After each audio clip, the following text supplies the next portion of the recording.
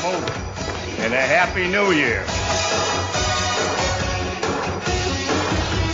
This is your main event, Mark's Podcast, brought to you by the Unhinged Sports Radio Network and the Belly Up Sports Podcast Network.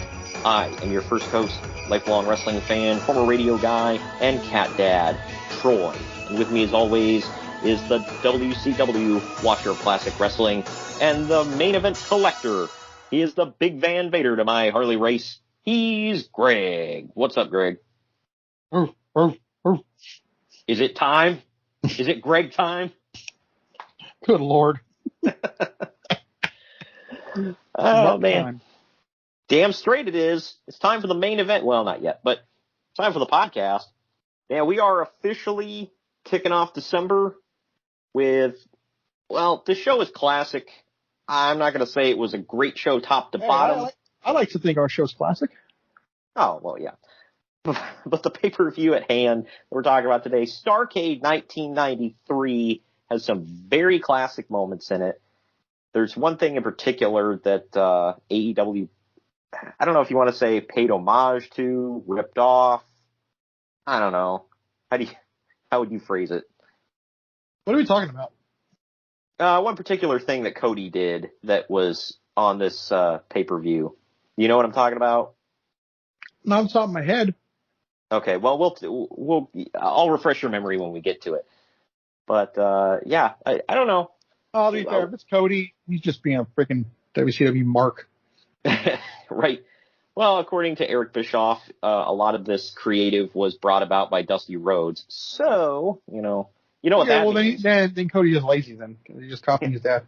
Oh, yeah, you know what that means. Dusty did it, so he's got to do it now. I bet you came up with the idea in a cold sweat. I woke up in a cold sweat, Daddy. And it's going to be Ric Flair putting his career on the line against Big Van Vader in his world title, baby. And I like how he starts the year with a loser leaves town, ends the year with a career on the line match. How many times has Ric Flair's career been on the freaking line, by the way? I don't know, but keep in mind, this is 1993, right? Yeah. So this is before that was a cool thing to do, and I use that term loosely. Yeah, right. Well, the spot was originally going to go to Sid, but, that's for somebody else, baby. We're going to leave you right where you at. Yeah, we decided to cut that. Yeah. Oh, my gosh. But yeah, screw it. Leave that in. Yeah, you know what? Both guys are alive and well, so it's all good. Oh, my gosh. Well, we might as well get into it. Yeah, we got a lot of news and notes to cover. The main event, Marks, is sponsored by Fanatics. Get all your officially licensed sports gear with Fanatics at fanatics.com. The link is down in the podcast description. This is the perfect time of year to get all of your favorite sports apparel, whether it be for you or someone else this holiday season. And when you check out, just let them know that the main event, Marks, and the Unhinged Sports Radio Network sent you. Also, we're sponsored by Swift Lifestyles. They are clean energy drinks and focus enhancers, great tasting vitamins, and big brain nootropics that are made and shipped from the USA. Go to swiftlifestyles.com and use our special promo code MAINEVENTMARKS. That is all one word to get 15% off your order. Again, it's the perfect time of year to give the gift of health and energy for either yourself or a loved one this holiday season. You can also give the gift to yourself or someone else of retro wrestling. If you go to maineventmarks.redbubble.com or bonfire.com/store/maineventmarks, you can get all of our officially licensed gear with all of the newest logos on it, whether it be for podcast logos or things we've said on the podcast, funny phrases we've made into shirts and other things. On Redbubble, you can get mouse pads and phone cases and clocks and coasters and stickers. On Bonfire, you can get T-shirts and hoodies and long sleeve shirts and baseball tees and whatever. So lots of great apparel on both of those websites. That's maineventmarks.redbubble.com and bonfire.com/store/maineventmarks. You can also Make sure that you follow us on all forms of social media. On Twitter, it's at @main_event_marks, and Instagram is at @main_event_marks, and at @main_event_collector. And on Facebook, it's facebook.com/main_event_marks_pod. You can keep up with the Main Event Marks on all of our locations if you go to linktr.ee/main_event_marks. That is our Linktree account, and that will have all of our social media and podcast links right there. You can talk with Greg on social media from there. You can talk with all of us on social media from there, and you can see all of our biggest podcast links and our YouTube links and our Bonfire and Redbubble links right there. Very simple. linktr.ee/main_event_marks. Well, now that we're done with all that, we're going to take our first break of the podcast. When we come back, we're going to dive into the news and notes from December of 1993, right after this. Follow us on Twitter at @main_event_marks, Instagram at @main_event_marks, and at @main_event_collector, and Facebook at facebook.com/main_event_marks_pod. Get ready to rumble in your new Main Event Marks merchandise. We've got t-shirts, hoodies, masks, hats, stickers, pins, and much more on our Redbubble store. That's maineventmarks.redbubble.com. You can also pick up some awesome clothing items with the latest updated show graphics on our Bonfire store. That's bonfire.com/store/main_event_marks. Support your favorite retro wrestling podcast and pick up some cool swag on our Bonfire and Redbubble stores. That's maineventmarks.redbubble.com and bonfire.com/store/main_event_marks.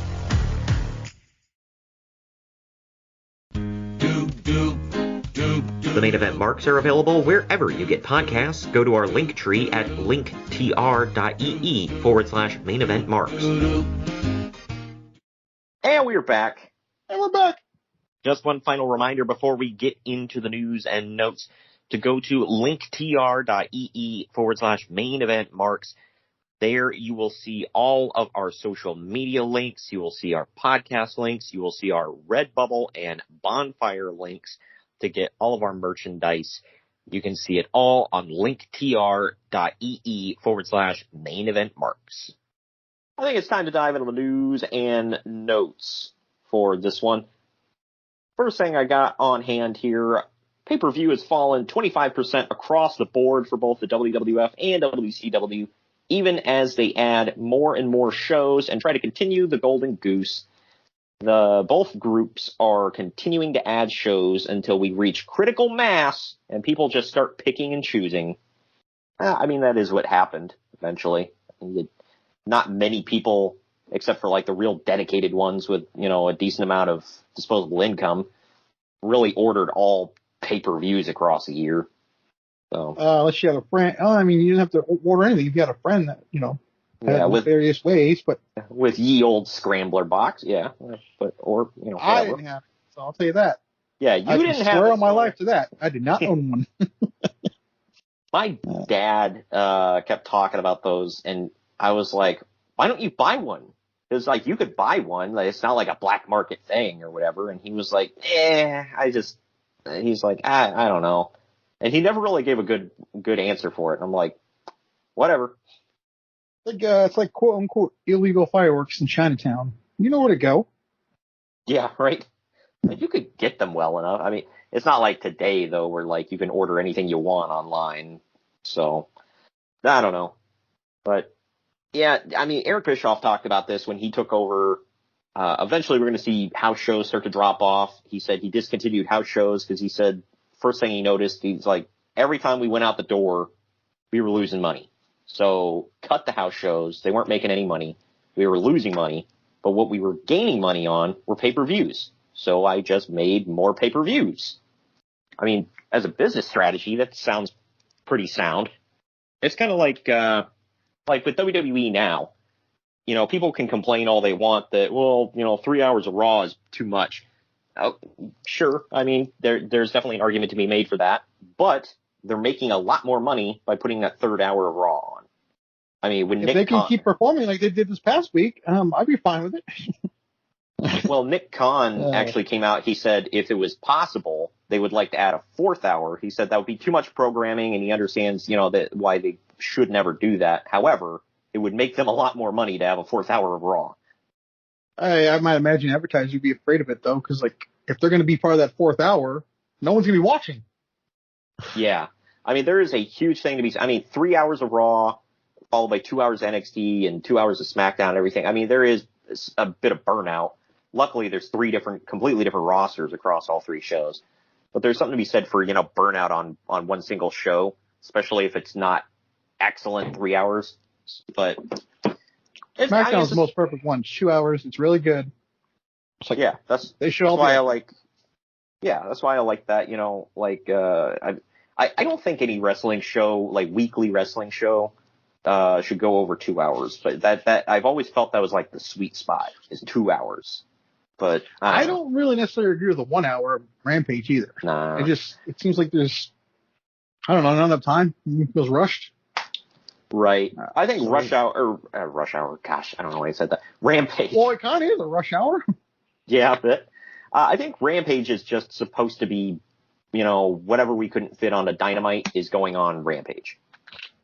So, it's worked so far. When I went to see AEW in Cincinnati, the better matches that week were actually on Rampage. It was a better wrestling show, top to bottom. Not as much storyline, though. In Japan, they're selling tickets hand over fist in New Japan Pro Wrestling. Nobody cares about Japanese wrestlers, bro. Wow. Why are we talking about this? However, even New Japan is showing signs of burnout.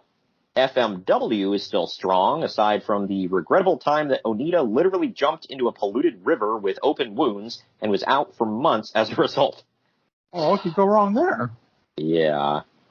As contributing... Was that a dare or what?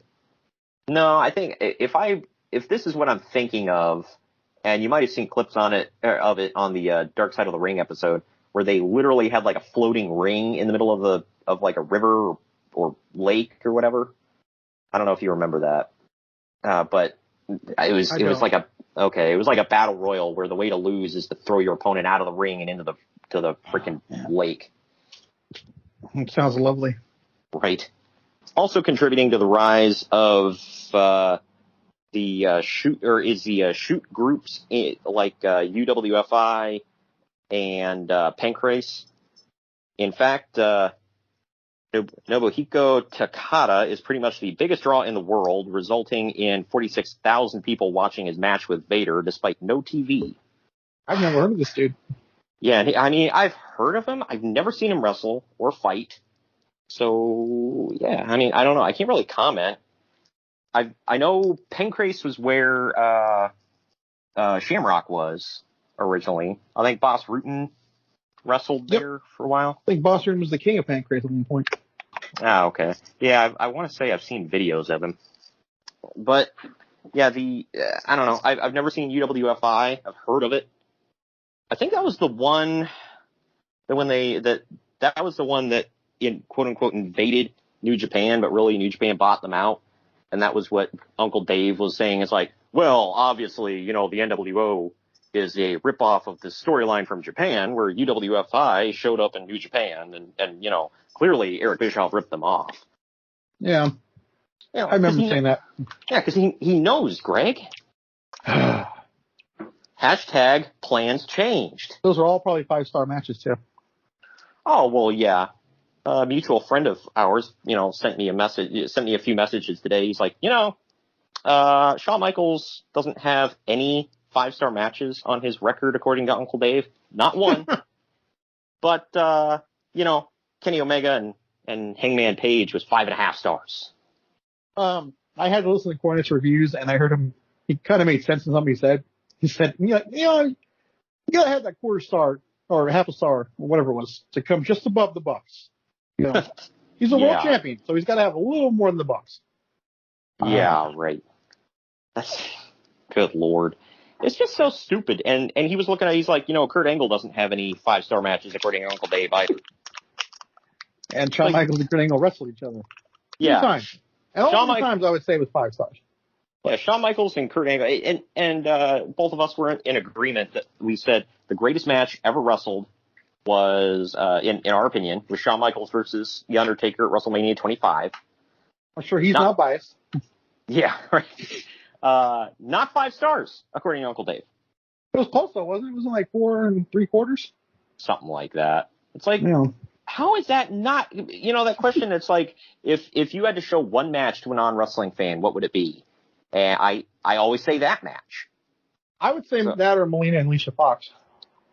Oh, well, yeah, I mean, that drags in the casuals, of course, For God's sake. I couldn't help it. Well, from Japan to Mexico, in Mexico, EMLL. That's a hell of a trip. EMLL, which is now CMLL, had an up and down year and actually got canceled off Televisa effective immediately, leaving them without a TV outlet. They're still around and doing fine, so obviously they got their TV back. AAA, on the other hand, hit historic highs at the beginning of the year, but then toppled to historic lows when Conan, quote, retired. But then Conan returned, and suddenly they were doing huge numbers again. That should tell you something about Conan, man. Retired. Yeah. This is 1993. He has, in my opinion, for my fandom, hasn't even peaked yet. Yep. I know. Like, okay. But back to the WWF here. Medusa debuted for the WWF as Alundra Blaze and won the WWF Women's title in a, quote, tournament, bro, final over Heidi Lee Morgan. Clearly Captain Morgan's sister. No? Yeah, I think she was a heavy drinker, too. Yeah. Man. Do you remember seeing Alundra Blaze pop up for the first time?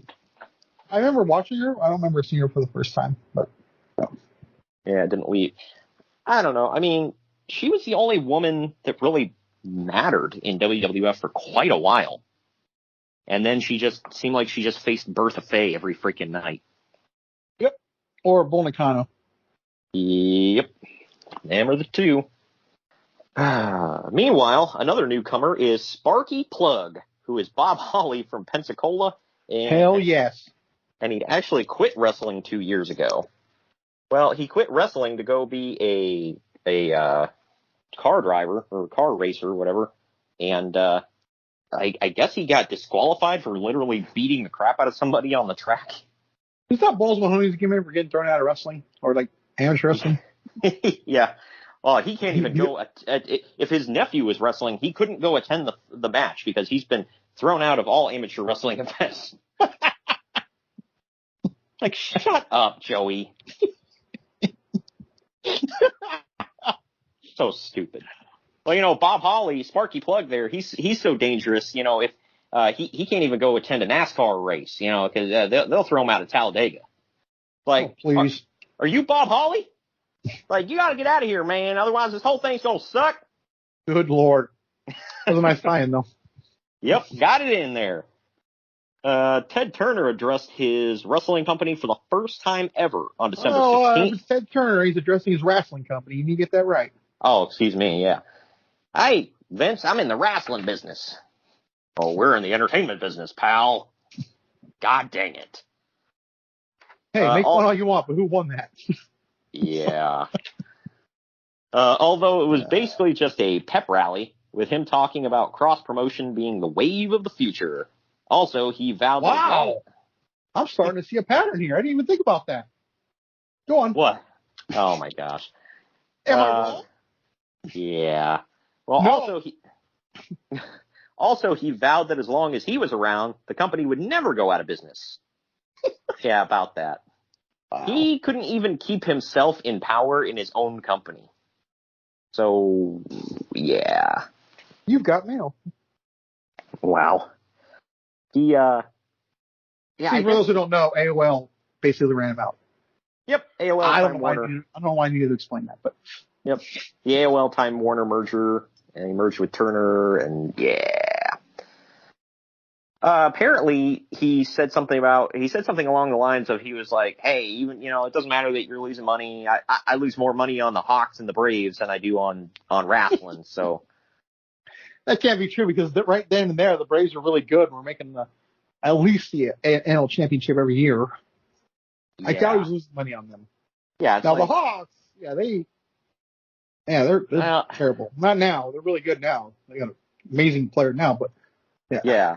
And with the Hawks, or not the Hawks, the Braves being on the Superstation, like, there were a lot of fans of them out there that were probably buying merch and everything else. Like, how the hell are you losing money every year on them? That doesn't make any sense. No, they're probably overpaying Glavine, Avery, and Smoltz, and Chipper Jones. Chipper Jones, and didn't they have John Rocker for a minute too? Yeah. Oh, there you go. I guess he could be losing money if that's what it is. Well, and also during this interview, because the steroid trial's going on, he was asked about, WCW wrestlers doing steroids, and he said something along the lines of, if you want to get bigger, buy a Jane Fonda workout tape. Jane Fonda was like 100 pounds, dude. Yeah. Yeah, that's bigger. Yeah, it's like, what? Like, I know yeah. he's married to her and he's just pimping for his wife, but like, good Lord. Bobby Heenan is basically confirmed to be coming to WCW next month, and that should spell the end of Jesse Ventura's contract. Oh, no. Yeah. According to Eric Bischoff, a couple things about this. He fired Jesse Ventura because he said, I don't think he came right out and said he was on something, but he did find him passed out in a locker, like a dark locker room somewhere. And there were other, signs of, abuse of something or other. So he fired him. That part's pretty sad. Yeah, it is. But there's that part about it. But about the Bobby deal, he did say, if not for Mean Gene being there already, he doesn't think Bobby would have came in. Yeah, it all worked out, I think. Yeah, and another thing, I think Bruce Pritchard shed some light on this, where he said Bobby wanted health insurance and like benefits and stuff like that, and the only way to do that is to be a company employee and not a talent. And like on-air announcers and whatever were considered office and employees of Turner. So he came in under the under the deal that he would be an employee and have all the benefits. So, whereas Vince didn't want to hire him in as an employee of Titan, so he couldn't get benefits over there. That one kind of shocks me, but I don't know. What the F are you doing? Wow. And we just talked about Brian Pillman a couple weeks ago, too. Sid Vicious was brought into the WCW offices and told, quote, hey, we'd love to bring you back as soon as possible, but it's the other wrestlers who just don't want you around, big guy. Ow. Yeah. I don't know about that. Something tells me he's going to end up on the cutting room floor here very soon. Wow, yeah, you want to. Got another one in. No, but it isn't recorded. We're live now. Wow. If people don't know, the original I'll tell you what, I have half the brain you do. Good Lord. If people don't know, the original plan for the main event of Starrcade 93 was Vader versus Sid. And Sid got fired after, him and Arn Anderson ended up stabbing the crap out of each other wasn't it over in Europe? Europe, Britain, I think. England. Yeah. Something like that. And the reason Sid got fired and Arn didn't was because they originally got into a fight in the bar of the hotel, and they went to their rooms, and then Sid was the aggressor going back to Arn's room and trying to start the fight again. And apparently he had didn't they say he had he broke the leg off of a chair and was going to beat him with it? Sharpened it or something. Yeah. And then Arn opened the door with scissors of all things and frickin' stabbed his ass. So, yeah. It's kind of funny though. It's 1993, right? Yeah. 3 years later, Vader would get bumped from December pay-per-view, and Sid would be the guy. Right. Quite interesting at its time. Yeah, that's true. Well, and we would see this match later in the WWF, and it sucked. It could have been a lot worse, in my opinion, though. Oh well, yeah. I mean that's it's like saying. Hey, I wouldn't say it sucked. I would say it was bad. There's a difference. Yeah. Well, I mean that's like saying, look, I could be shot in both feet.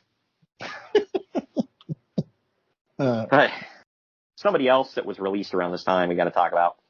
The update on Davy Boy Smith is that he was buried on TV after getting fired last week. This is because he thought that he was free to work indie shows when not booked for WCW, according to the deal that he signed with Bill Watts. He also had a previous deal with All Japan Pro Wrestling when he signed with Watts. Thought that he was fine, that was fine as well. On top of that, Watts allegedly promised Davy more money for working European tours and drawing money there. So Smith went on to a Japan tour, and Eric Bischoff just paid him his normal amount. And as a result, Davy decided to sit out the next house show tour. Eric Bischoff added a little bit more clarity to this, as did Conrad Thompson on their podcast. I guess he didn't get paid extra for the European tour, and he thought he was supposed to get paid extra for the European tour because of a deal he supposedly had with Bill Watts, a deal of which there was no record of, by the way. So, that's a good way to do a deal. Doesn't sound shady. Yeah, right. And so he got angry and just sat out the next house show tour. And then he went to Japan on top of that, or tried to go to Japan, I guess, but that's where I'll pick the story up. But Smith went to the Japan tour, blah, blah, blah. But WCW's head office claimed that they didn't actually have Davy's number to call him and work things out, so Davy just quit. WCW then turned this into a firing for missing a TV taping and buried him on TV, and then again on Mean Gene's hotline. The topper to all this is that Smith had asked to be able to work for All Japan, and got the runaround from the usual people in WCW's front office because they had, quote, big plans for him at Battle Bowl that couldn't possibly be changed. So All Japan lost interest and didn't ask Smith back again.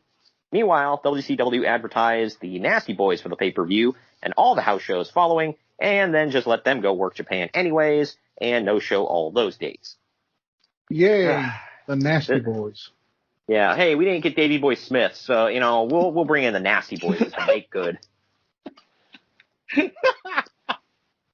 I don't know what to make of that, man. That's a hell of a trade-off, dude. Yeah, right. We didn't get the British Bulldog, but we got Knobs and Sags. Okay. But if you think about it, he was supposed to face Rick Rude for the International World title, which, is super redundant, but there we go. He was supposed to be in that. That's the problem with it.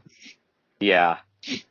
But that means that both world title matches on the show were changed at the last minute after the main challenger was fired. And neither one of them was the Honky Tonk Man. Yeah, right. Hey, Eric Bischoff would pay him just so he could fire him every single day.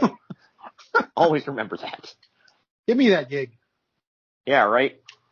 Just get your fat hillbilly ass out of here. You're fired. I wonder if he's going to take out his false teeth and crack his knuckles. You ever hear that rumor? I did. Good Lord. I'm talking about, for everybody listening, I'm talking about Bischoff, by the way. That was a rumor. I can't remember who said that, in their book that he tried to intimidate people like that by taking out his false teeth and cracking his knuckles and whatever. And Bischoff was like, by the time that guy is referring to, I didn't have false teeth. I had a replacement tooth put in. And on top of that, he's like, who the hell am I going to intimidate with these guys like twice my size? Is he a karate champion or something like that? He is, but he hadn't like fought in forever. So he was like, well, I can hold my own in a fight, but like, I'm not going to beat these guys up. Plus, it's like, I don't think Turner would have his back if he's beating up the talent during negotiations. Come on, I can fight. Where are you at, Big Show? Yeah. He's like, hey, and he's just like giving him a noogie, and he's like, what did we agree upon? Like, I said $10,000 signing bonus. Anyway, final story we got here. In a very WCW screw-up, a pay-per-view ad ran on... That's WCW. Yeah, LOL WCW. A pay-per-view ad ran in multi-channel news advertising the next show with the main event of Ric Flair defending the WCW World's Heavyweight title against Vader in a cage match. So anyone in the pay-per-view business knew the result of Starrcade going in. Just to rub it in, the New York Daily News covered the story before Starrcade, suggesting that anyone who knows a bookie should put some money on Flair because they'd make out pretty well. Oh, man. How does that happen? And Bischoff said that they constantly got pressure from pay-per-view companies that it's like, oh, we need your advertisements like way in advance. But at the same time, he's like, something like that, they should have been told that, not to air this until a certain date. So he's like, it was just a screw up all the way around. It could have been on the pay-per-view company. It could have been on the people in advertising at WCW. Could have been both. Either way, everybody's an idiot. But all right, man. That about does it for the news and notes. I think we're going to take our next break. You ready to get into Starrcade? I think so. Okay. Well, we're going to take our next break. When we come back, it's Starrcade 93. Right after this. Follow us on Twitter at @mainevent_marks, Instagram at @mainevent_marks, and at @maineventcollector, and Facebook at facebook.com/maineventmarkspod. Good morning, good afternoon, good evening, and good night. My name is Thomas, and what's your name? I'm Alan. Alan. Oh, yeah. We're brothers. That's right. Yeah. Forgot The that. same mother and father. Your room was... Oh, we shared the room. Shared a room. We shared the room. Thought I knew your face. Yeah, from we go somewhere. way back, mate. Yeah. We should do a podcast then. We have. We do a podcast. We do a podcast. What's it called? The Broadcast. Yeah, that was planned. Yeah. Well. What do we do? Well, we cover all different things in the world of pop culture. We're talking about comic books, we're talking about professional wrestling, and we're talking about movies. Go back and watch classic retro wrestling events, the likes of WWE, WCW, and if you do like that, you can check us out on Apple iTunes, also on Podbean, Anchor, and on Podknife. Also check us out on Twitter at The Broadcast. That's BROKAST. I nearly stuffed up the ending. No, it's all right. Good on you. Yeah. Instagram also at The Broadcast Podcast. Remember, we don't spell it with a C. We spell it with a K. Sorry, mate. Take it easy.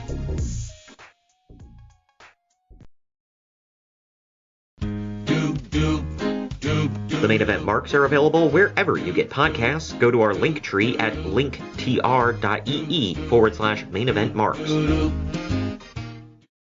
And we are back. And we're back. This is WCW Starrcade 1993, the 10th anniversary. The date is December 27th, 1993, so 2 days after Christmas. The tagline, Vader's belt, Flair's career, it's all on the line. The venue... Championship, pal. God dang it. That tagline would never fly in WWE nowadays. The venue was the Independence Arena in Charlotte, North Carolina. The attendance was 8,200 people. Pay-per-view buy rate was 0.55, which amounted to 115,000 buys. I always get it. I never remember when you told me you said you had a family friend that always ordered the WCW pay-per-views, right? Right. Did they order this one, and were you able to watch it? I did, and we saw it, and yeah, we'll say they ordered it. Okay. I gotcha. I'm picking up what you're throwing down. So, I mean, as a kid, were you into this stuff? Oh yeah, I watch it all. Oh, okay. Yeah, I didn't know if you were like, it's wrestling, so I'll watch it, but it's not the, because WWF had, the bigger than life, kind of cartoonish characters and stuff, around this time, so.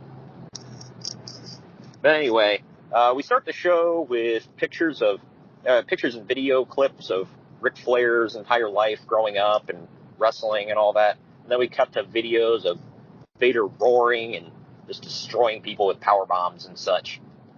But after that, we go into the arena with Tony Schiavone and Jesse Ventura. And we're shown footage from earlier in the day where Vader and Harley Race pull up to the arena, and Harley tells Vader to stay focused. And we then get footage of Vader training in the ring of the empty arena. We now switch to footage of Ric Flair leaving his home, hugging the future Charlotte, and read Flair goodbye. David is just there. I cried. I cried, bro. And, Charlotte would have been 7 here. So, Yep. Think about that. Yeah. Because I sent a picture to a friend. I don't want to think about that. It makes me creepy now. Right. Yeah, because I sent a picture to a friend of ours. I was like, hey, it's a young Charlotte. He was like, wow, it's super young. It's like, yeah, back in 93, she was like 7. I like how David's just kind of there. like just staring on, like, yeah, this is happening. I have to be here. But he's about as charismatic as he was when he actually wrestled. So there's that. Dude, Too much. Oh, come on. But so Flair kisses Beth goodbye, his wife at the time, and I guess that's Conrad Thompson's mother-in-law. And then he takes off with Mean Gene Okerlund. They get into the back of a limousine, and Mean Gene says that he's worried, and Rick says his family is worried, but he knew what he was signing up for. Gene then puts over how dangerous Vader is after the two men get in the limo and they take off. This is what I was talking about, by the way. I don't know if you remember. I can't remember what the lead up to what match it was for Cody, but he did this with Tony Schiavone, where he gets off the plane, he hugs Dustin goodbye, he gets in the limousine, and they with Tony Schiavone, and they drive to the arena together. You remember that? I don't. It might have been when he was facing MJF. I could be wrong on that, but somebody out there correct me. But that was the thing, and they kept pointing out. They're like, "Oh, that's the homage to the Starrcade '93." I was like, "Oh yeah, I vaguely remember that." But I will say this was a pretty cool thing, and there's more to it that we'll get into here in a bit. We now switch to back to the arena. Before the match starts, Marcus Alexander Bagwell and Too Cold Scorpio come out with Teddy Long, and Teddy accepts an award for Manager of the Year, voted on by fans through the WCW hotline. Who the hell voted for Teddy Long as Manager of the Year? I don't know, but I was all thinking, how low is this field? I know. Looking around, it's like there's him, Missy Hyatt, and isn't that it in '93? I don't remember. Gary Harley Hart. Race. Is Gary Hart there? Harley Race, yeah. I think Gary's gone. Harley Race is. Paulie Dangerously? I think Paulie's gone. I think he's in ECW maybe at this time. Maybe. Oh crap! There was another one of them. Oh, Colonel Robert Parker. Oh yeah. Sherry Martel? I think she's there. Yeah. Okay, so there's a list. Okay. Yeah. But no, Teddy Long, man. Play it. Wow. But this opening contest is Marcus Alexander Bagwell and Too Cold Scorpio with Teddy Long in the corner, taking on Pretty Wonderful, Paul Roma and Paul Orndorff with the Assassin in their corner. This one went 11 minutes, 45 seconds. Seeing Bagwell dance with Scorpio is hilarious, I'm gonna say. Hell yes. This one gets a jump start. The Assassin gets on the apron and gets punched at one point. He then slides something into the forehead of his mask, and he headbutts Scorpio with it, behind the referee's back, obviously. Paul Orndorff then pins Scorpio for the win. The loaded headbutt! Uncle Dave then said about this match, quote, total disappointment. He gave us a star and 3/4. I gave it 2 stars, slightly below average, would say you. No, I barely gave it 1. Wow, really? You hated it that bad? Yeah. Wow. Yeah. The Assassin, by the way, for anybody who doesn't know, is Jody Hamilton, and he is Nick Patrick's father. Famous heel referee.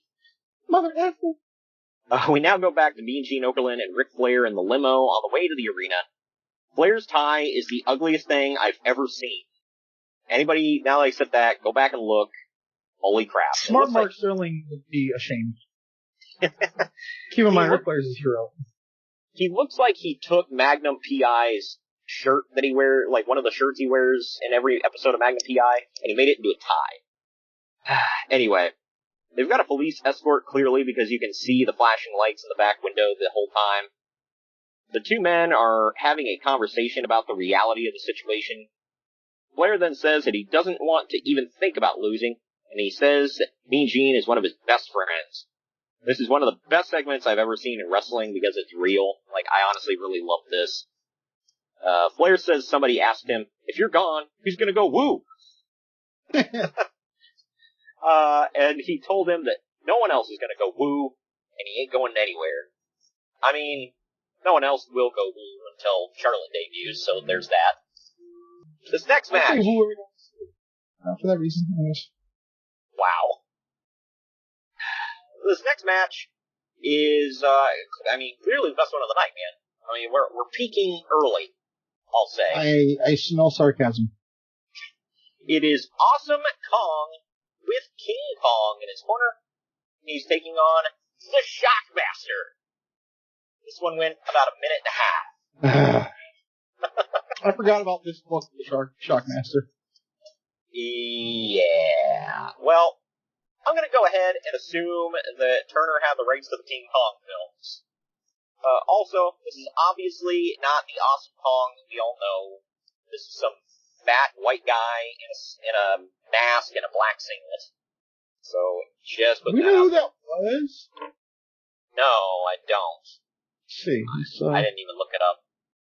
So our crack research that we've done here has indicated, it is confirmed my suspicions that these guys are nobodies. They did this and nothing. So, yeah, like I said, just some fat white guys in masks and singlets. So there's that. Both of the Kongs are dressed alike, as I mentioned. The Shockmaster is dressed like a construction worker with a curly-ass mullet. I didn't understand that. Yeah, I didn't know. It's like, are you working on power lines? So you're the Shockmaster? Like, I don't know. I'm trying to make sense of it. There's no sense of it. The Shockmaster! And again, well, what did his original outfit have to do with Shockmaster, too?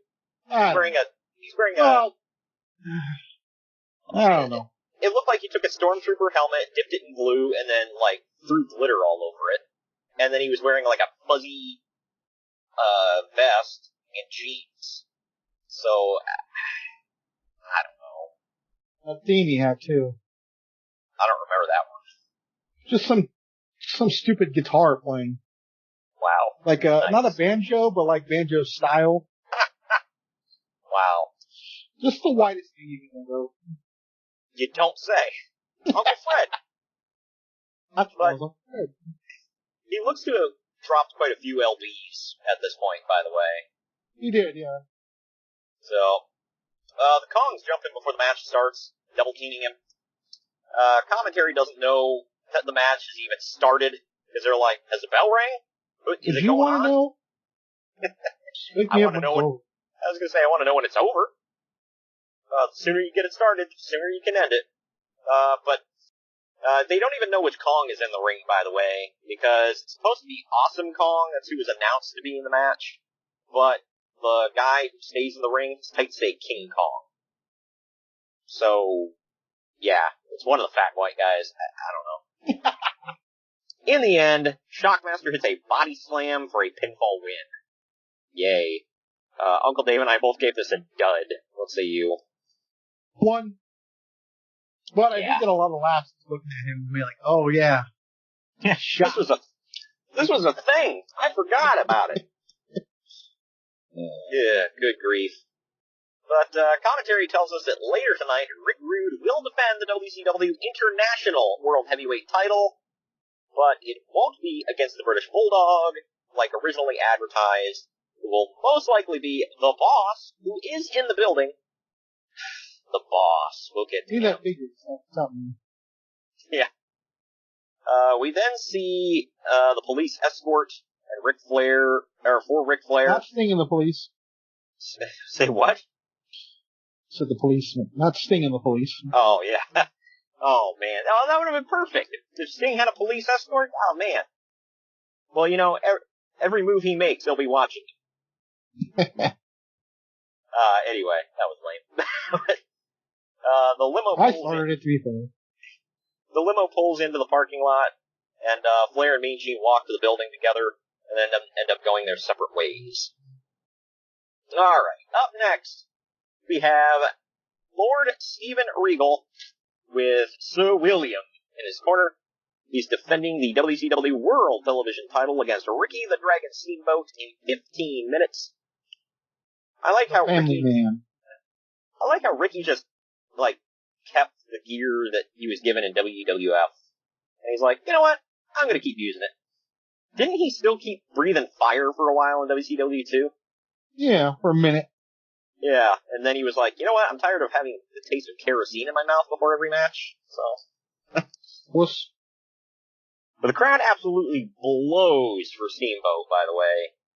He must have came out of a dragon scale box. In the end, Ricky Steamboat misses a crossbody off the top and hits a German suplex just as the time limit expires, leading to a draw, therefore keeping the title on Regal. Uncle Dave gave it a star and 3/4. I gave it 2.5. I thought it was an average wrestled match, but the ending did suck. What say you? I gave it 2 for that reason. Wow, it felt flat. Yeah. It was fun. I mean, it's Yeah, it was a fine match. These two have had much better matches against, other people, but I expected this one to be awesome. And then I was just like, it's okay. Not great, not blowing the doors off anything, but, whatever, it's fine. But speaking of blowing the doors off, man, up next, it's Tex Slazenger and Shanghai Pierce. Woo! Hell yes. They are taking on if you don't know who that is, now you know. They are the future Godwins. Shanghai Pierce is in a mask. That is Henry O. Godwin. And Tex Slazenger is the future Phineas I. Godwin. And Midian and Naked Midian. So, should I bring that back? No. God, no. Oh, okay. Jeez. Just think in a short 6 to 7 years, man, he's gonna be naked. So, goes from selling out Starrcade, because, they clearly paid to see him. Naked. To, streaking through arenas. Everything's coming up Tex Slazenger. God damn. Anyway, they're taking on the team of Cactus Jack and Max Payne. Again. Woo! Shut up, take my money. Money. Man. Hell yeah, it is. This one went just shy of 8 minutes. Mother of God. Way too long. You don't say. Jesse Ventura keeps going on about the Hooters in the front row. And he says that Charlotte, North Carolina is the Hooter capital of the world. Look, yeah. he was getting pervy. I'm not saying he wasn't, but I thought he was getting a lot more pervy than he was, talking about some random girls in the front row. No, Hooters girls were in the front row of this.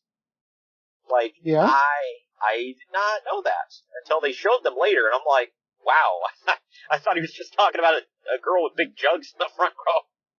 So, alright, it's slightly less creepy. I was all ears for this move, by the way. Great. Like, get out of the way, Jesse, I want to see the Hooter girls.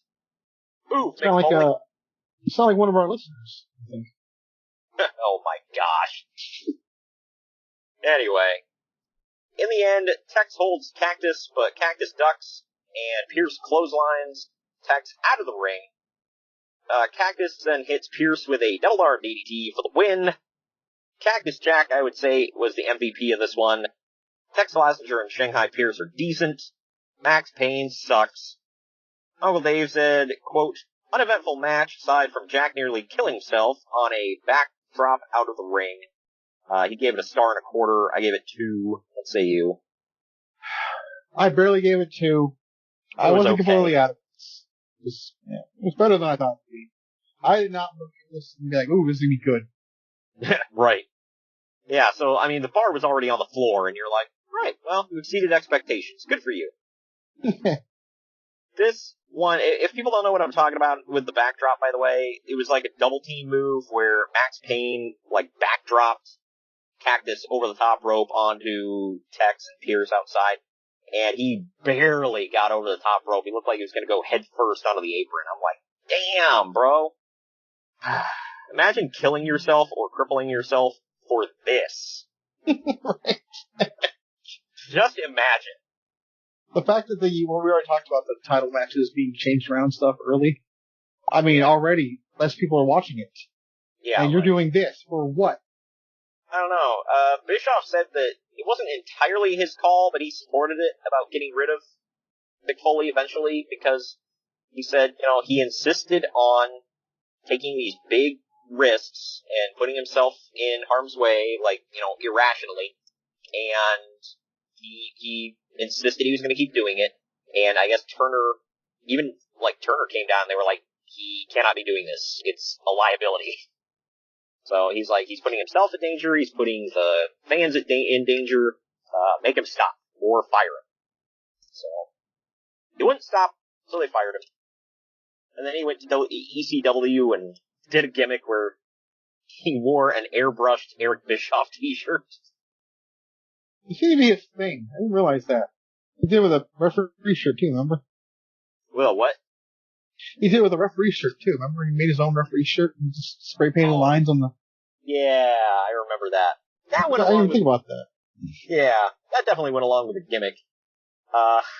I guess the one he wore in ECW was it was like a caricature of Eric Bischoff. It said something about like Uncle Eric on it or something, or I love Uncle Eric, something like that. It was like a shot or something. Well, his whole gimmick was like anti-ECW, pro-WCW, so it's like, they ended up repeating that years later when they did the One Night Stand. They even did the whole promo again. Like, you remember where, Terry Funk was standing in the ring when he's walking away, he's like, your wife's a whore! He's like, your children are bastards! And then finally he's like, WWF sucks! Or WWE sucks! Whatever, and then finally he runs back into the ring and starts beating up Terry. I do. They did that same thing in, ECW, but he was like, WCW sucks! And that's when he came back to the ring and they started fighting. I guess they figured only like a handful of people watched ECW back then, so why not repeat it? Anyway, we now go to Mean Gene Okerlund on a stage in the crowd, pimping the WCW hotline before introducing NASCAR driver Kyle Petty. Looks like Weird Al Yankovic. Nothing says Regional Southern Wrestling Company like bringing out a NASCAR driver for comments on the matches. Oh, man. By the way, this is 1993. Kyle Petty looks like somebody pulled him straight out of 1973. Like, Yeah, so what's changed? Yeah. He's got the hair and the mustache straight out of 73. He's got the tight jeans with his straight button-up shirt tucked in. Like, wow. But Petty says that his father, Richard, is just like Ric Flair, where he was the best and forced to retire. Follows up by saying that Ric Flair is at the top of his game, so it would be a shame if he did have to retire tonight. Thanks for the input, Kyle. We now go to the natural Dustin Rhodes defending the WCW United States title against stunning Steve Austin with Colonel Robert Parker in his corner in a best 2 out of 3 falls match. This one went 15 minutes. Way too long. You don't say. When I see 15 minutes for Dustin Rhodes and Steve Austin, I was honestly, excited to watch this match. And then the bell rang. Well, I wasn't, only because I remember that early Stunning Steve was not that good. So. Yeah. I don't know, he was hit and miss at different times. His stuff with Steamboat was great, but, it's Steamboat. But, yeah. This one, man. Jesse Ventura tries getting political on commentary during this one, talking about Rush Limbaugh. Yeah, Lord. That's political. Yeah, well, because he starts talking about, smoking. Oh, because he was like, I wonder if Parker's ever gonna like that stogie. And then he's talking about, well, smoking's good for us. You ever listen to Rush Limbaugh? They're trying to make the kids smoke now. And it's like, Tony Schiavone's just blowing him off, trying not even to get into it. Dude, why are you bringing up politics and Rush Limbaugh on the frickin' WCW pay-per-view? Anyway, Tony Schiavone says, you're looking at 2 men who are gonna dominate WCW in the next decade. They are big stars in the next decade, but not for this company. Yeah, about that. Yeah. The first fall ends with Dustin being disqualified for throwing Steve over the top rope and into Colonel Robert Parker, who's standing on the apron. So stupid. That's my only note on here. Oh god, that crap. Yep. Security takes Parker out, and Dustin throws Steve face first into the ring post after the fall, busting him open. The lights go out at one point, and we get emergency spotlights hitting the ring, so, wrestling. The second fall ends when I thought Dustin... they were under attack or something. Yeah, right. The second fall ends when Dustin goes for the 10 corner punches, but Steve takes him down and he pins him, hooking the tights for the win. Uncle Dave said that this is, quote, the only other good match on the card besides main event. He gives it 2 3/4 of a star. I give it 2.5 for average. Let's see you. 2. It was okay. There's a better match like in a couple of months, I believe. Yeah, I wouldn't doubt it. Dustin had some decent matches during this time. Like I said, Steve was hit and miss. I don't know. I don't know why this was such a miss, but it just felt like blah. And then, Uncle Dave pointed this out, and Conrad Thompson backed him up on it. He was like, why is a title switching hands after one of the falls was a DQ? And I think even... there was a thing back on Saturday Night's Main Event back in the day where that was a thing. Yeah, it's just weird. I think even... It was either Tony Schiavone or Jesse Ventura. One of them on commentary commented on that as well.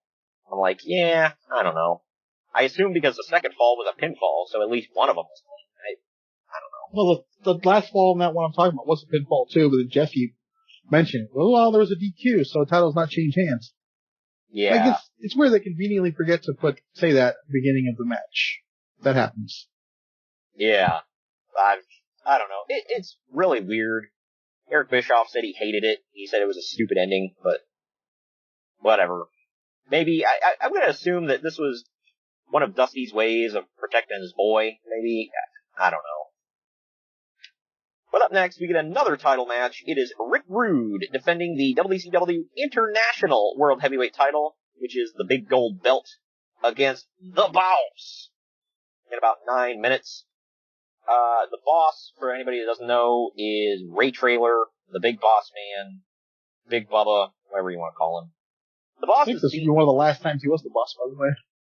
Yeah, he's about to become the Guardian Angel, isn't he? Yeah. Yeah. Probably very soon, in a couple of weeks. That went over like a lead balloon. But the Boss Man's theme sounds like Scott Steiner's about to come out. Am I right? Oh, yeah. Yeah, it's just like the siren. I think about that. Off. Yeah, it's just like a siren, and then like after a little while, then the beat kicks in, and it's just like Steiner's theme. I never understood why Steiner had like a siren theme. That one never made sense to me, but whatever. Anyway, when Rude comes out, Ventura says, quote, this is the one that the Hooter girls have been waiting for.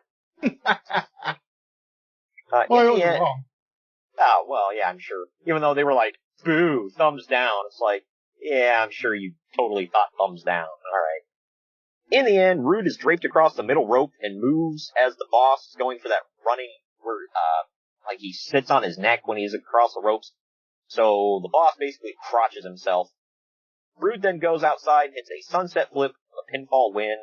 Uncle Dave and I both gave this dose stars. Not great. Let's say you. No, I didn't enjoy it at all. Barely gave it 2.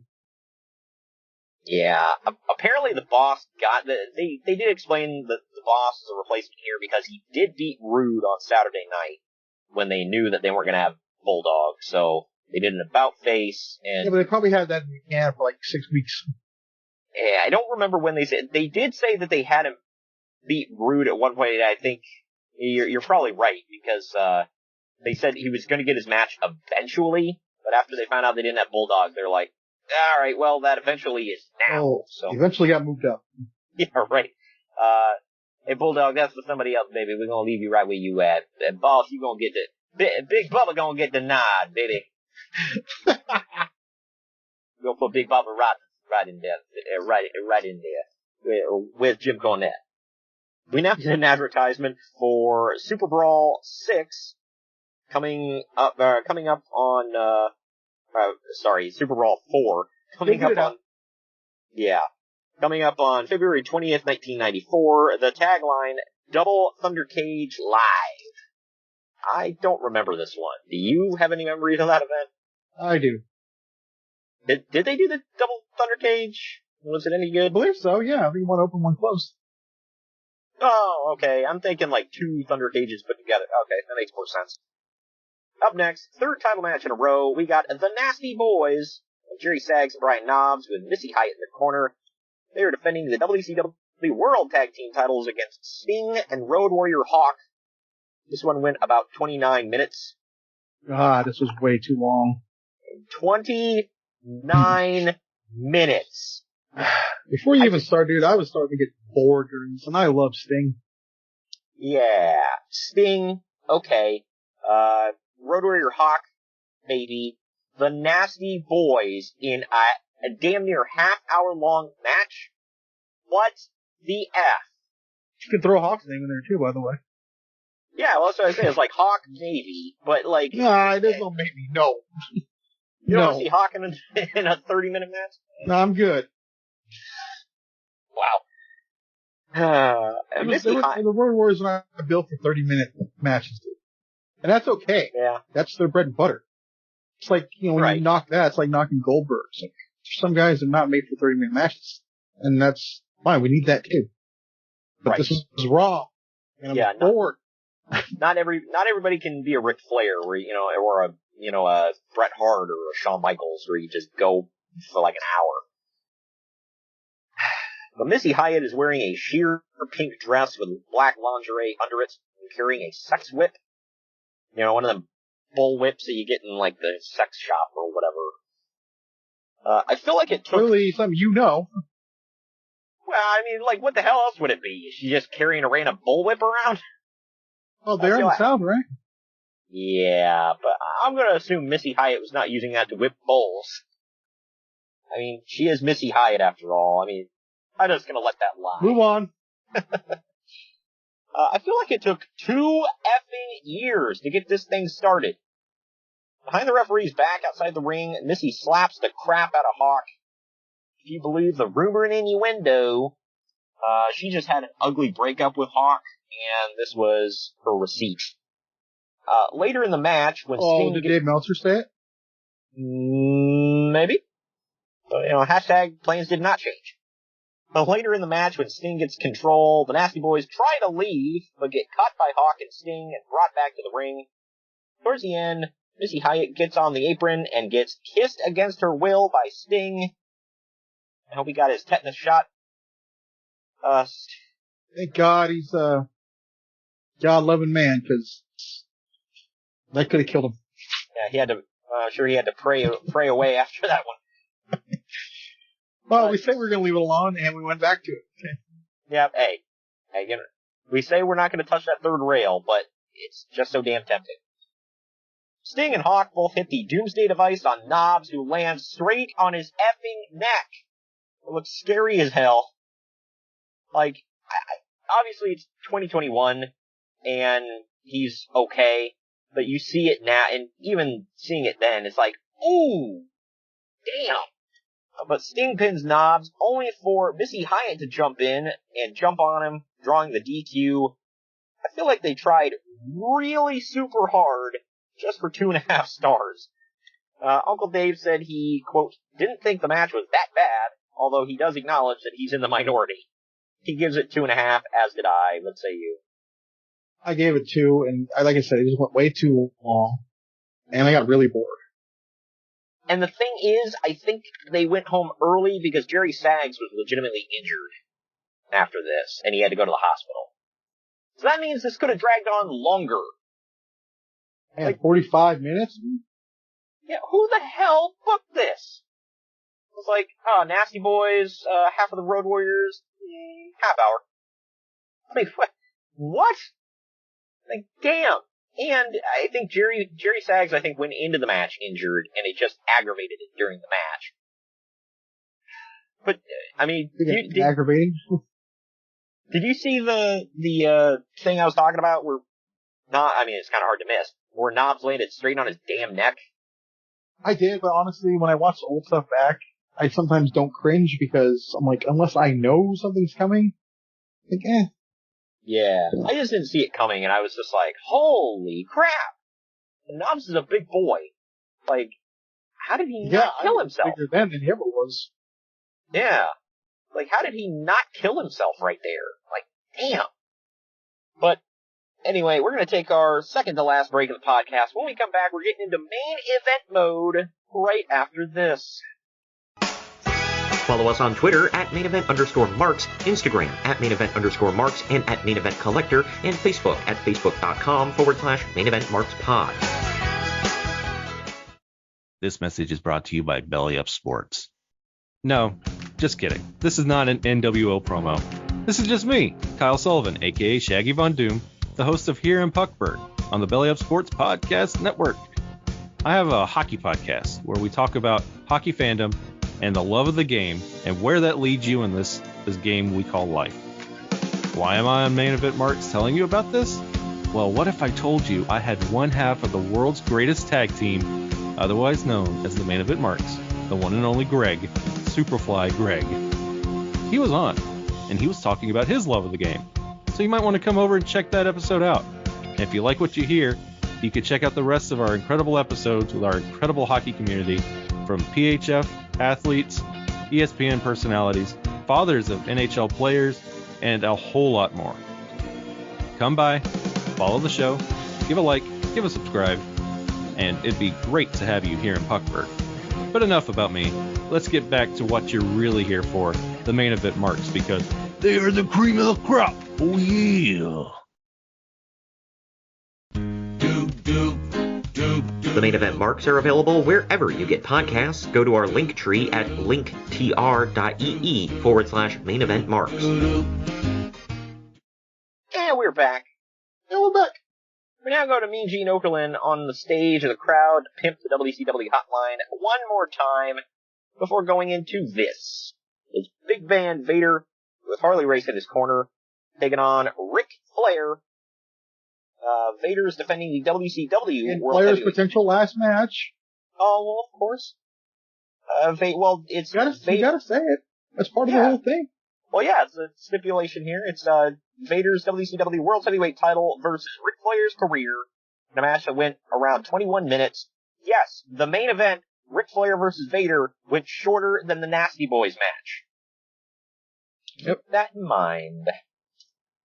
Also, I want to point out this is, to this day, Flair's only lost one retirement match. And he still came out of retirement. Yeah, right. Leave the memories alone, Rick. But think about the fact that 10 years earlier, Ric Flair was winning his first world title from Harley Race at this very event. Nuts to think about. But now he's facing Harley Race's client for the world title. So, man, how things change.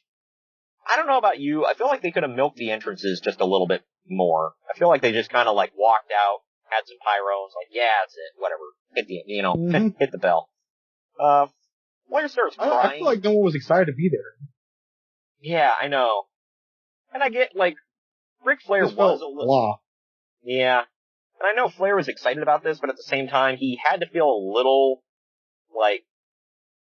hurt or, an afterthought, whatever, because this was not supposed to be him. Like I pointed out earlier, it was Sid. But when they fired Sid, it was like, oh crap, what do we do? Break glass in case of emergency, pull out Ric Flair. He was always the plan B, man. It just, I don't know. That sounds kind of funny thinking about Ric Flair's plan B. Yep. I know. They always treated him as just well, if it doesn't work out with this guy, we'll go back to Flair. Why is he an afterthought? But anyway, Flair starts crying during his introduction. So, Flair cries when there's a stiff breeze, okay? But, there's a stiff breeze, I get something else. Let's move on. Good lord. Vader dominates Flair for a few minutes before Flair fights back. However, his flurry is stopped by Harley Race beating him up behind the referee's back. Vader comes off the second rope with a clothesline and catches Flair right in the mouth, making him bleed. Flair's clearly pissed because he yells, "You fuck!" He grabs his mouth. Did you catch that? I did, but I couldn't tell if he was just being Flair or not. Yeah, I was like, he might be, but then it's then you see the blood, and he's holding his mouth, and then you can see after the match, it's ooh. But we'll get into that. Later in the match, Flair clearly gets some receipts. He busts Vader up. When Flair finally locks in the figure 4, Race gets on the apron and throws a fit, leading to Vader eventual comeback. Vader goes for a moonsault and misses. Flair covers him. Race goes up top. Flair moves, and Harley hits the diving headbutt on Vader. The ref finally shoves Harley Race out of the ring after some fighting, and Flair trips Vader's back, like, kind of awkward. I don't know, he's on all fours, he trips Vader's leg, and then he, jackknife covers him, and he pins him for the win! Uncle Dave gave this 4.5 stars. I gave it an even 4. I really did love this match, and the story behind it added to it, I thought. What did you give it?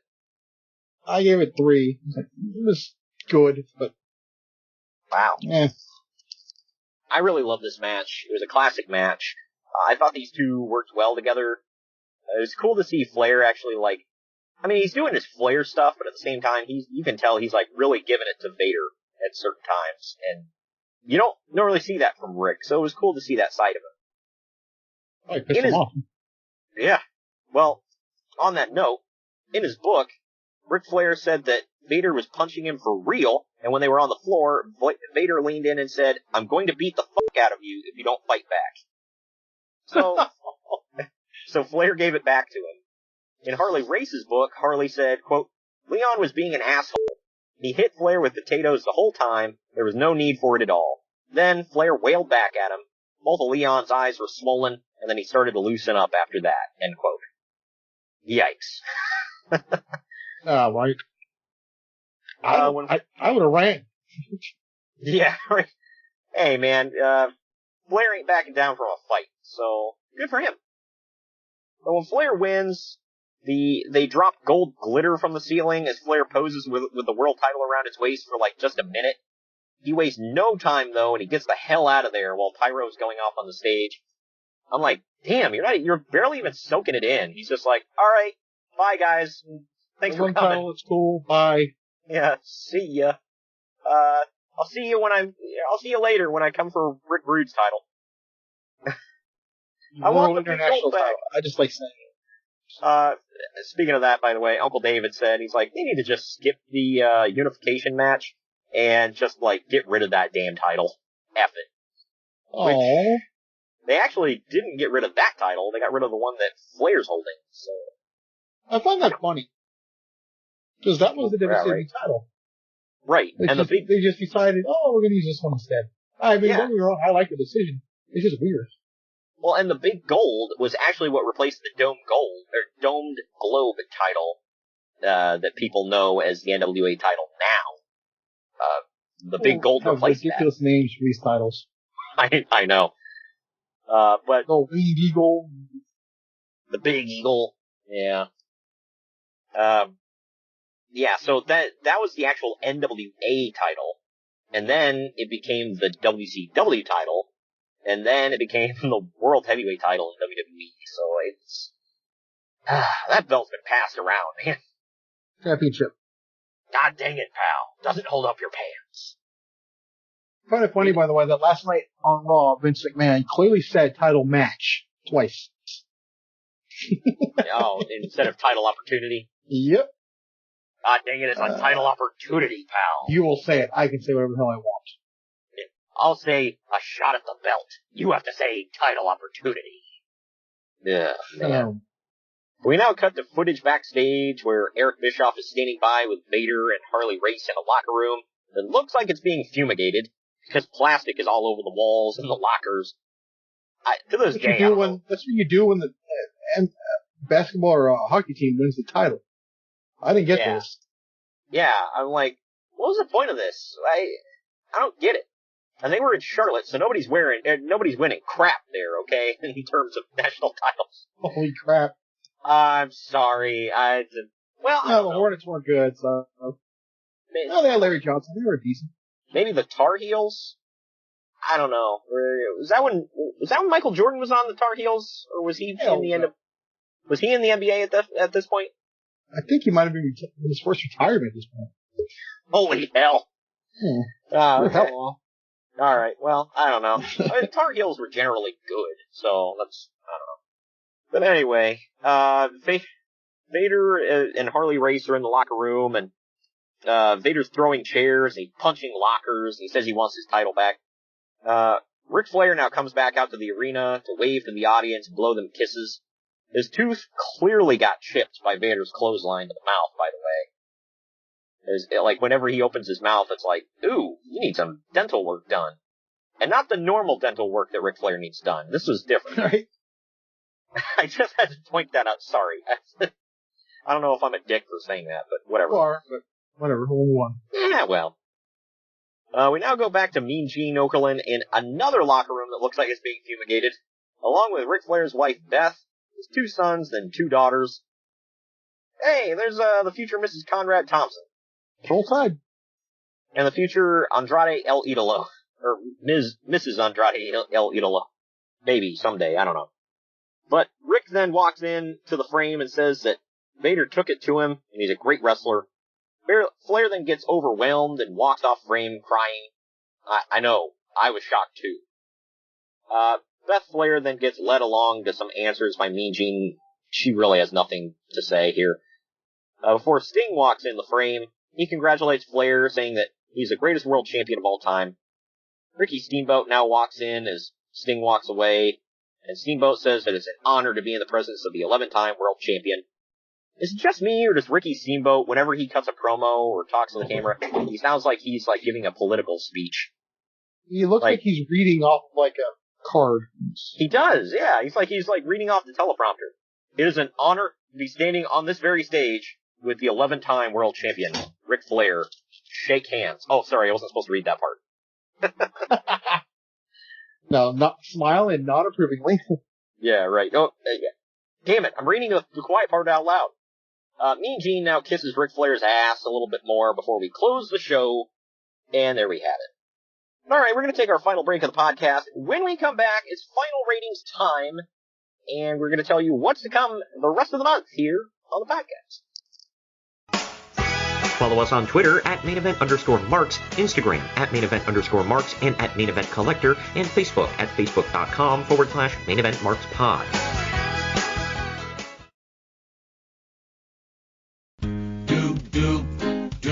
The Main Event Marks are available wherever you get podcasts. Go to our link tree at linktr.ee/main-event-marks. And we are back. Final ratings time. Internet Movie Database rated this 6.4 out of 10. CageMatch.net gave it 6.57 out of 10. I gave it a 7 out of 10. Or C minus. What do you give it? I gave it a C+. I was going to go C-, but I'm like, yeah, it was decent enough with all the changes. Bumped it up a little bit. There wasn't, I don't know, there wasn't a lot on the card that I was like jumping out of my seat for. I mean, that main event, I really liked it. It just, I don't know. I'll say this, when I see stuff like this, it's hard to argue with Bischoff when he calls Halloween Havoc his tentpole event. Yeah. I mean, I realized this was supposed to be it. It just, I don't know. Fell a little, like most of the stuff fell a little flat. Flatter than a plate full of peas. Good lord. And, I mean, they built this, I felt that the build up to this was really good. I love the story surrounding it. You know, obviously, like I pointed out, it wasn't supposed to be Rick, but they made the best of it. And obviously, like, Rick versus Vader was a million times better than what we would have got out of Sid versus Vader. So, there's that. I don't know. I was expecting more going into this, but really, it's basically a one-match show. Everything on the undercard didn't completely suck, but it wasn't great either. But alright, that wraps it up for, this episode, man. But we've got some exciting stuff still to come. We got another Starrcade this month that we're gonna cover at the end of the month. But, first, next week, on December 8th, we're coming at you with WWE Vengeance 2001 for the 20-year anniversary of the show. This is where San Diego. Sorry. Wow. By the way, I was not to spoil a question I was going to ask you next week, but you didn't make the trek for this one, did you? No. Okay, I didn't figure you did, but figured I'd ask. But yeah, it's been 2 decades. Figured we'd cover it. It was the biggest moment of Chris Jericho's entire career, where, again, we have to point this out because, you said before that you're upset that hockey doesn't get enough recognition. Well, I'm upset that this moment doesn't get enough recognition. Not enough people know, and Chris Jericho doesn't mention enough that he beat Stone Cold and The Rock in the same night for the undisputed title. Okay, shut the hell up. It has to be said. Anyway, He said it on AEW TV. I can't think about it. I can't remember, but I think he said something about him winning the AEW title was bigger than him beating Stone Cold and The Rock in the same night or something like that. And I was like, yeah, sure. Wow. And it's like, look, I love Hangman Page, but no. Like, oh God. But, then, the next week, December 15th, we're coming at you with one of the most recent shows we have ever covered. It's 5 years old from, 2016. It's WWE TLC 2016 for its 5-year anniversary. It's main evented by Dean Ambrose and AJ Styles. Speaking of AEW, it's Jon Moxley in the main event of this one. Honestly, I don't remember this event very well, so I'm anxious to go back and watch it. I'm sure it was. So, yeah, we're going to be covering that. And, yeah, we've got some other exciting stuff coming up on the podcast here this month, and I'm very much looking forward to it. We don't have a stinker all month, so there's that. Not that I'm biased or anything, but all right, man. I don't think you're biased. Oh, absolutely not. All right, man, I think that does it for this episode. Thanks for joining me today, Greg. Of course. And we will see you all next week with Vengeance 2001. Ho, ho, ho, ho! Merry Christmas!